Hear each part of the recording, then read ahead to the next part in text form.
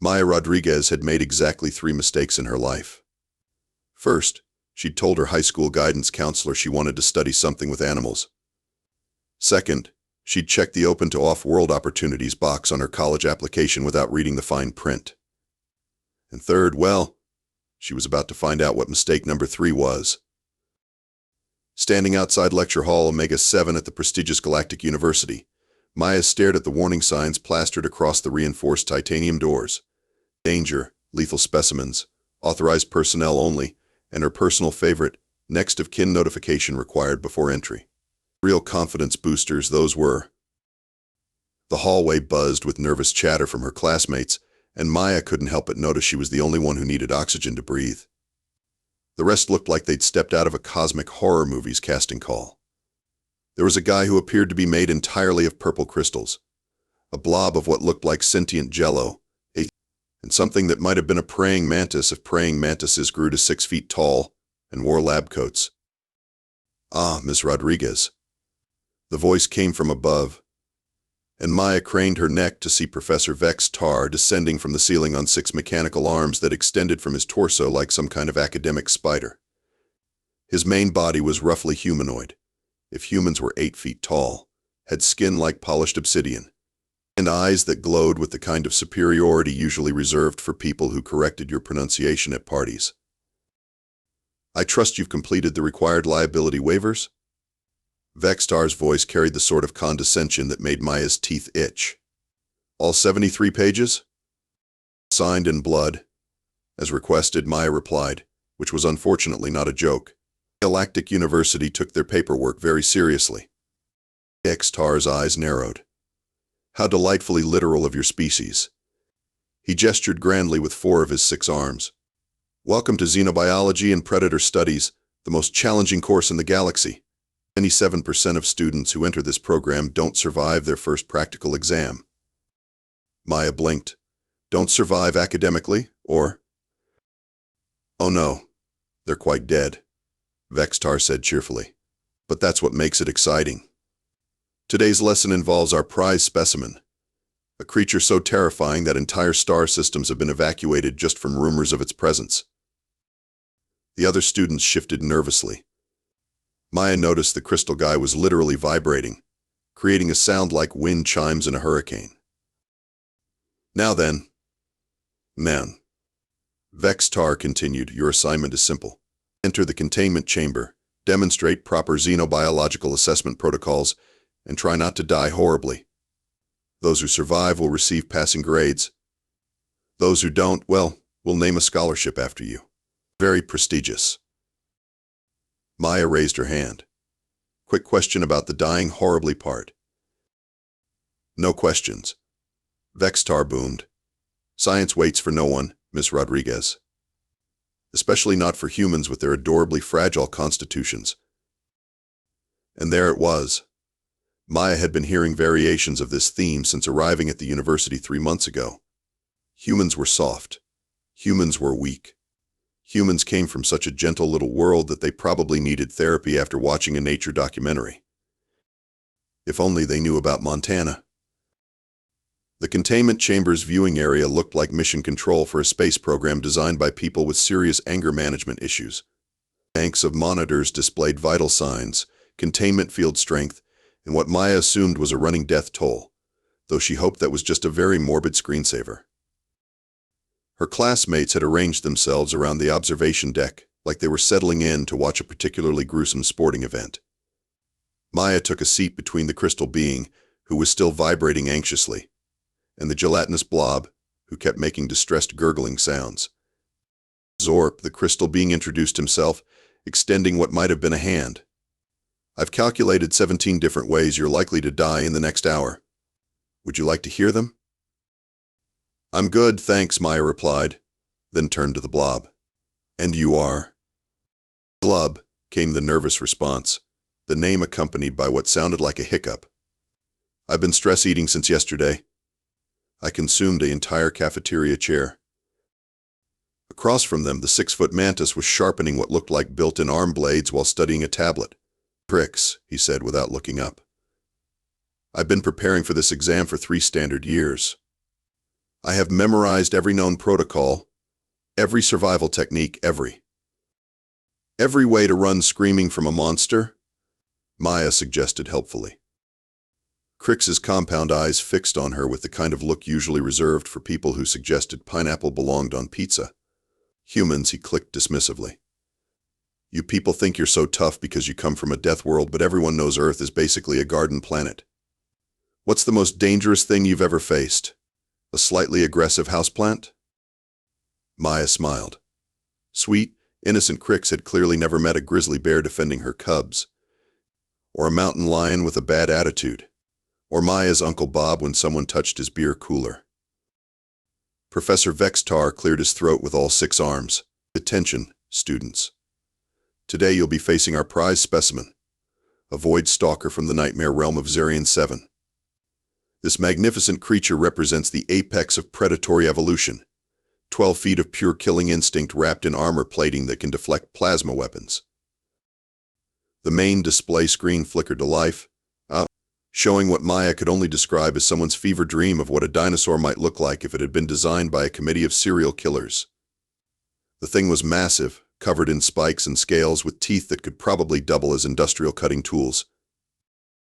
The Void Stalker hunts by scent, sound, and electromagnetic fields. Vextar continued with the enthusiasm of someone discussing their favorite hobby. It can track prey across entire continents and has never failed to kill anything it encounters. The mortality rate for contact with this species is 100%. Glub made a sound like a deflating balloon. Zorp's vibrations increased to the point where Maya was getting concerned about structural damage. Even Crix looked like he was rethinking his life choices. Now then, Vextar announced, let's place our friendly wagers on how long each student will survive. I'm opening the betting at 30 seconds for Miss Rodriguez. Any takers for less? Maya watched the odds board light up with increasingly pessimistic predictions about her life expectancy. The current favorite was less than 10 seconds, with a few optimists holding out for dyes of fear before entering the chamber. What they didn't know was that Maya had grown up on a ranch in Montana where the local wildlife included creatures that could and would kill you for looking at them wrong. She'd been chased by bears, stalked by mountain lions, and once had to explain to a very confused park ranger why there was a wolf sleeping on her porch like a golden retriever. But sure, let them have their fun with the betting pool. Maya had learned a long time ago that the most dangerous thing you could do with a wild animal was show fear. And if there was one thing Maya Rodriguez definitely wasn't, it was afraid of something that was basically just a really big, really angry lizard with attachment issues. The containment chamber's doors opened with the kind of dramatic hiss that movie sound designers probably spent months perfecting. Maya had to admit, the Galactic University certainly knew how to build suspense. Theatrical smoke billowed out, lights flickered ominously. And somewhere in the distance, what sounded like a chorus of the damned was probably just the ventilation system, but still added a nice touch. You behold. Professor Vextar announced, spreading all 6 arms wide like he was presenting the universe's most terrifying game show prize, the Void Stalker of Xerion 7. The creature that emerged from the smoke was, Maya had to admit, genuinely impressive in the way that natural disasters and tax audits were impressive. It stood 12 feet tall at the shoulder, with a body that looked like someone had crossed a Tyrannosaurus Rex with a porcupine and then given it anger management issues. Its scales were pitch black and seemed to absorb light, giving it an unsettling, shadowy appearance even under the chamber's harsh illumination. But what really caught everyone's attention were the teeth. Rows and rows of teeth, each one the size of a dinner knife and probably twice as sharp. When the Void Stalker opened its mouth, which it did frequently while surveying its new audience, it looked like staring into a blender designed by someone with a serious grudge against the concept of survival. Note the electromagnetic sensory organs, Vextar lectured, pointing at horn-like protrusions along the creature's skull. It can detect the bioelectric fields of living creatures from over a kilometer away. The claws are composed of a naturally occurring metal that can cut through most known materials. And those spines along its back? They're not just for show. Each one contains a paralytic neurotoxin. Glub made a sound like a garbage disposal trying to digest a basketball. Zorp had stopped vibrating, and was now making calculations so rapidly that his crystal body was glowing white-hot. Even Crix had put away his tablet and was staring at the creature like it had personally offended his entire species. "Right then," Vextar said cheerfully. "Who wants to go first?" The silence that followed was so complete that Maya could hear her own heartbeat, which, considering the circumstances, was probably not a good sign for anyone involved. "I volunteer Crix," Zorp said immediately. "I nominate Zorp," Crix replied without hesitation. "What about Glub?" Both of them suggested simultaneously. Glub made a noise that sounded like absolutely not in several languages, including a few Maya was pretty sure hadn't been invented yet. Professor Vextar sighed with the resignation of someone who'd been through this routine before.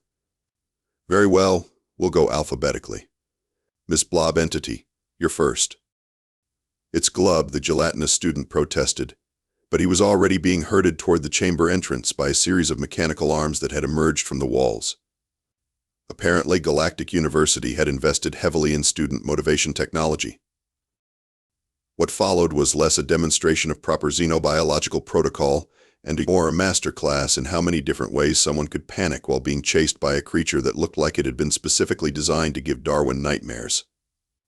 Glub managed to stay ahead of the Void Stalker for roughly 43 seconds by virtue of being able to compress himself into spaces that shouldn't have been physically possible. But eventually even the laws of physics gave up trying to help him. The extraction team had to use industrial strength suction to get him out of a ceiling vent. Crix lasted longer, mainly because his species' natural agility meant he could actually dodge the creature's attacks, but his carefully memorized protocols fell apart the moment the Void Stalker decided that academic theory was less interesting than the prospect of crunchy insectoid snacks. Zorp's attempt was brief but spectacular. His crystalline structure allowed him to analyze the creature's attack patterns with mathematical precision, right up until the Void Stalker proved that mathematics was no match for 12 feet of concentrated rage and poor impulse control. As Maya watched the extraction team's work, she found herself studying the creature with the kind of attention she'd learned growing up around animals that could kill you. And what she saw was interesting. The Void Stalker wasn't actually trying to kill anyone. Oh, it was definitely attacking. But every strike was a warning. Every charge stopped just short of actual contact. This wasn't hunting behavior. This was territorial display, the kind of aggressive posturing Maya had seen from every large predator she'd ever encountered. This thing was scared. "Miss Rodriguez," Professor Vextar announced with the sort of grim satisfaction usually reserved for people delivering bad news to their enemies, "Your turn." Maya stood up, brushing imaginary dust off her jeans. Around her, the other students had taken on the solemn expressions of people attending a funeral, which, given the betting odds, was probably not inappropriate. "Current pool stands at 8 seconds, Zorp announced helpfully. "Though there's a dark horse bet on immediate cardiac arrest upon eye contact that's gaining popularity." "Thanks for the confidence boost," Maya replied, then walked toward the chamber entrance with the kind of casual stride that probably looked like either supreme confidence or complete resignation to her fate. The containment chamber was larger than she'd expected, roughly the size of a basketball court but with significantly worse decorating choices. The walls were bare metal, the floor was some kind of textured material that probably existed solely to provide better traction when running for your life. And the lighting had clearly been designed by someone who thought ominous shadows were an important part of the educational experience. The Void Stalker was waiting in the center of the chamber, and Maya had to admit that seeing it up close and personal was definitely an experience. The creature was even more impressive than it had looked from the viewing area, with scales that seemed to shift and move in the light and eyes that glowed with the kind of intelligence that made you uncomfortably aware of your position on the food chain. As the chamber doors sealed behind her, Maya heard Professor Vextar's voice through the intercom. "Remember, Miss Rodriguez, proper protocol requires maintaining a safe distance while conducting your assessment. Under no circumstances should you approach the specimen directly." Maya looked at the Void Stalker. The Void Stalker looked at Maya. For a moment, they regarded each other with the kind of mutual evaluation that happened when two predators met in the wild. Then the creature charged. 12 feet of armored death came thundering across the chamber with a roar that Maya felt in her bones. Any reasonable person would have run screaming.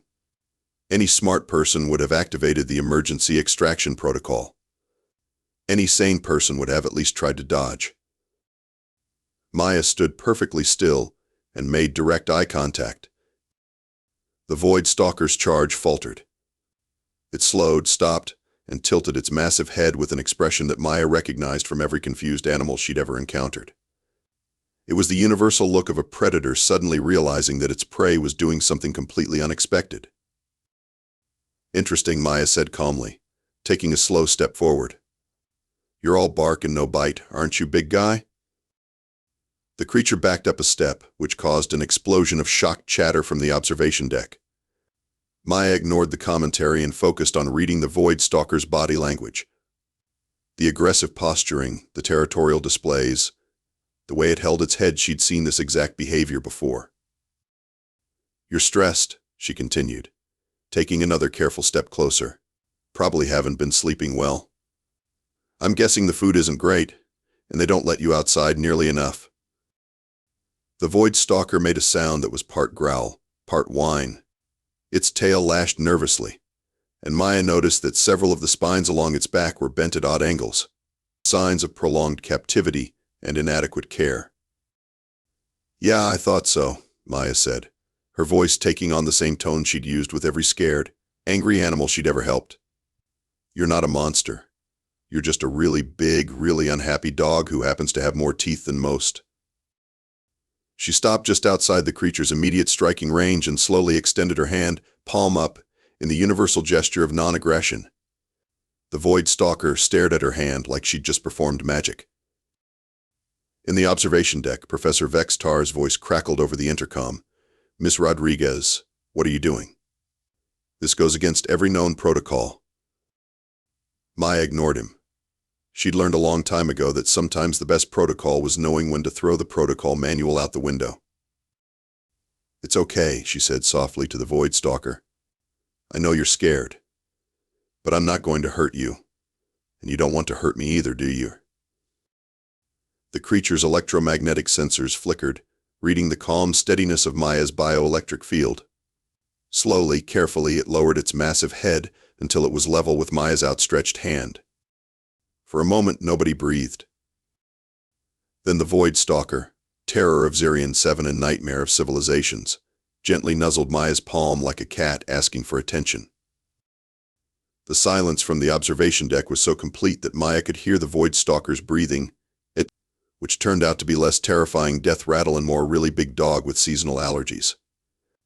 She kept her movements slow and deliberate as she began examining the creature properly, using techniques she'd learned from years of working with large animals that could accidentally kill you, even when they were trying to be friendly. "Your scales are dull," she murmured, running her hand along the creature's neck. "When's the last time you had proper sunlight? Or decent food? And these spines are damaged, probably from stress-related self-harm." The Void Stalker made a rumbling sound that Maya was pretty sure was the equivalent of a purr, if purrs could register on seismographs. It leaned into her touch like it had been starved for contact, which, given what she was seeing, was probably exactly the case. "Miss Rodriguez." Professor Vextar's voice crackled through the intercom with the kind of panic usually reserved for people watching their life's work crumble in real time. "You're contaminating the behavioral study. That creature is a perfect specimen of predatory aggression." Maya looked up at the observation windows, noting that all of her classmates were pressed against the glass with expressions that ranged from amazement to existential crisis. "Professor, when's the last time you actually studied this creature's natural behavior?" "I have 17 published papers on Void Stalker psychology," Vextar protested. "Have you ever actually been in the same room with one without restraints and sedatives?" Maya asked, scratching behind what she was pretty sure were the creature's ears. The Void Stalker's eyes half closed in what was unmistakably contentment. The pause was telling. "These are pack hunters from a high-gravity world with complex social structures," Maya continued, her voice carrying the kind of authority that came from actual experience rather than theoretical study. "Look at the scarring patterns on his scales. These aren't from fights, they're from isolation stress. And see how he's positioned himself? He's not guarding territory. He's trying to establish pack hierarchy. The Void Stalker chose that moment to lie down next to Maya, carefully arranging his 12 feet of armored bulk so that he could rest his massive head on her lap. The gesture was so utterly UN monstrous that Glub made a sound like a deflating party balloon. Furthermore,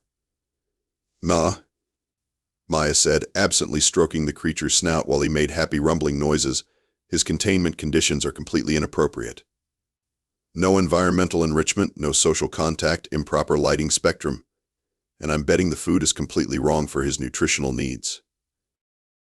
She pointed to various issues she'd identified: signs of muscle atrophy from lack of exercise, behavioral indicators of chronic stress, and what were clearly symptoms of clinical depression in a species that was supposed to be the apex predator of its ecosystem.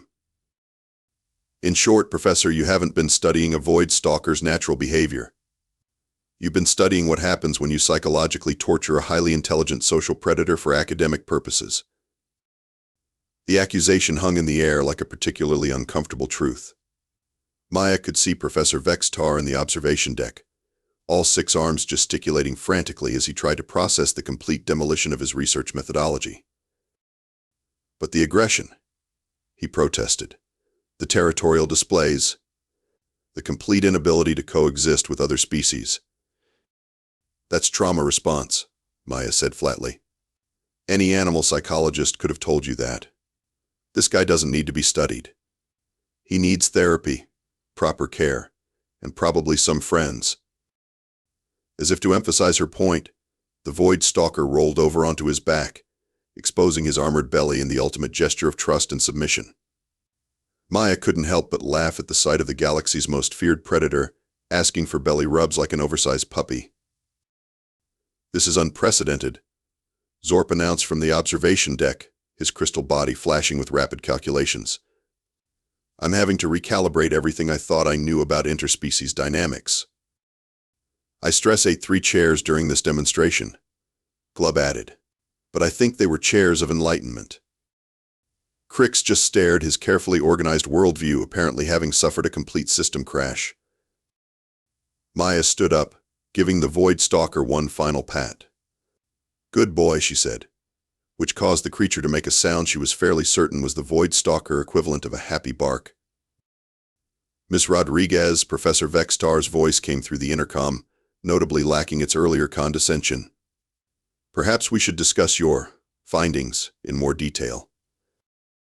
Maya looked up at the observation windows, where her classmates were still pressed against the glass like kids at an aquarium.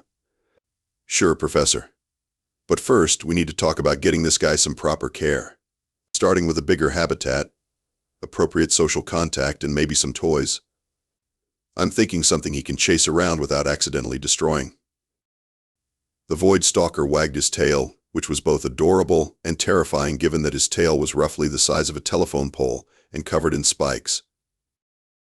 3 hours later, Maya found herself in Professor Vextar's office, which looked like what would happen if a library had a serious accident with a natural history museum. Books, specimens, and academic awards covered every available surface, while holographic displays showed what Maya assumed were very important research data. Professor Vextar sat behind his desk, all 6 arms folded in a gesture that somehow managed to convey both defeat and intense curiosity. Miss Rodriguez, he began, in 47 years of xenobiological research, I have never encountered anything quite like what happened in that chamber today. You mean actual animal psychology? Maya suggested helpfully. I prefer to think of it as revolutionary interspecies communication methodology. So, Vextar replied with the kind of academic spin that probably came naturally after decades of writing grant proposals. Tell me, how did you know the creature was experiencing psychological distress rather than expressing natural aggressive behavior? Maya shrugged. Same way you'd know if a dog was scared versus angry. Body language, behavioral cues, context. It's not that complicated if you've worked with animals before. And you've worked with similar creatures on your homeworld? Well, not exactly similar, Maya admitted. But the principles are the same. Predators are predators, whether they're from Montana or some nightmare death world. They all have the same basic needs: proper territory, appropriate social structure, adequate nutrition, and mental stimulation. Vextar made notes with 3 of his arms while gesturing with the other 3. Fascinating. And you learned this through formal education? Ranch work, mostly, plus some volunteer time at wildlife rehabilitation centers. But Maya didn't mention that her formal education had consisted largely of her grandfather explaining which animals would kill you and how to avoid that outcome. Turns out, scared animals act pretty much the same everywhere. There was a knock at the office door, and Zorp's crystalline head peeked in. "Professor?" "Maine. The Department of Xenobiological Ethics wants to speak with you about proper specimen care protocols and something about potential violations of 17 different galactic animal welfare statutes." Vextar's expression suggested he was having the kind of day that would require significant amounts of alcohol to properly process. "Tell them I'll be right there," he said, then turned back to Maya. "Miss Rodriguez, I find myself in the unusual position of having to completely reevaluate my life's work. How would you feel about a position as a research assistant? It seems I could benefit from your practical expertise." Maya considered this while absently checking her phone, where she had several missed calls from her family back on Earth. "Can I work with the Void Stalker? Because I think he's going to need a lot of rehabilitation before he's ready for any kind of proper behavioral study." "I suspect that creature is going to need extensive therapy," Vextar agreed, "along with proper habitat modification, nutritional adjustment, and possibly some form of social integration program. So basically, he needs to learn how to be a normal Void Stalker instead of a traumatized prisoner," Maya said. "Yeah, I can work with that. Fair warning, though, I'm going to want to completely overhaul your containment procedures. That habitat is terrible." "Noted," Vextar said weakly. "I believe the phrase you humans use is 'consider it done.'" After finalizing the details of her new position, which came with a salary that would have made her parents faint, and benefits that included hazard pay for working with reformed apex predators, Maya finally returned her family's calls. "Hey, Mom," she said, settling into her dorm room chair while her laptop connected to Earth's communication network. The video call took a moment to sync up, but soon she was looking at her mother's familiar face in the kitchen of their Montana ranch. "Maya, how's college going? Are you learning lots about animals?" "Oh, you could say that," Maya replied, just as the Void Stalker's massive head appeared over her shoulder. He'd apparently followed her back to the dorm and was now trying to fit through her window, which was both touching and a serious structural engineering problem. Her mother blinked. "Honey, what is that?" "This is my new research partner," Maya said, reaching up to scratch behind the creature's ears. "His name is, well, we're still working on that. Everyone just calls him the Void Stalker, but I think that's a bit dramatic." Is that thing dangerous?" Maya looked at the creature, who was currently making happy rumbling noises because she was petting him. "Only if you don't give him enough attention. He's basically a really big dog with abandonment issues and more teeth." Her father appeared in the background of the call. "Maya, that thing looks like it could eat a truck." "Probably could," Maya agreed cheerfully, "but he prefers the cafeteria food. They have these protein cubes that he really likes." The Void Stalker chose that moment to nuzzle her cheek affectionately, a gesture that would have been sweet if it hadn't involved several hundred razor-sharp teeth coming within inches of her face. "Well," her mother said after a long pause, "I suppose if anyone was going to befriend a space monster, it would be you. Remember when you brought home that mountain lion cub?" "This is definitely an improvement over the mountain lion," Maya said. "For one thing, he's house-trained." As if to prove her point, the Void Stalker carefully maneuvered himself through the window and curled up on her dorm room floor, taking up roughly 80% of the available space but managing not to break anything important. "So," her father said, "I take it college is going well?" Maya looked around her dorm room, which now contained what was arguably the most dangerous creature in the known galaxy, contentedly napping like an oversized pet. Outside her window, she could see other students staring up in amazement at the sight of a Void Stalker who had apparently adopted a human as his personal pack leader. You know what, Dad? I think I'm exactly where I'm supposed to be. And if the fact that humans kept accidentally befriending the galaxy's apex predators was causing a minor crisis in xenobiological research circles, well, that was just another day at Galactic University. After all, someone had to teach the universe that sometimes the best way to deal with a monster was to realize it just needed a friend. Even if that friend happened to be a 20-year-old from Montana who specialized in giving belly rubs to creatures that could theoretically eat starships. The galaxy, Maya reflected, was definitely more interesting than she'd expected.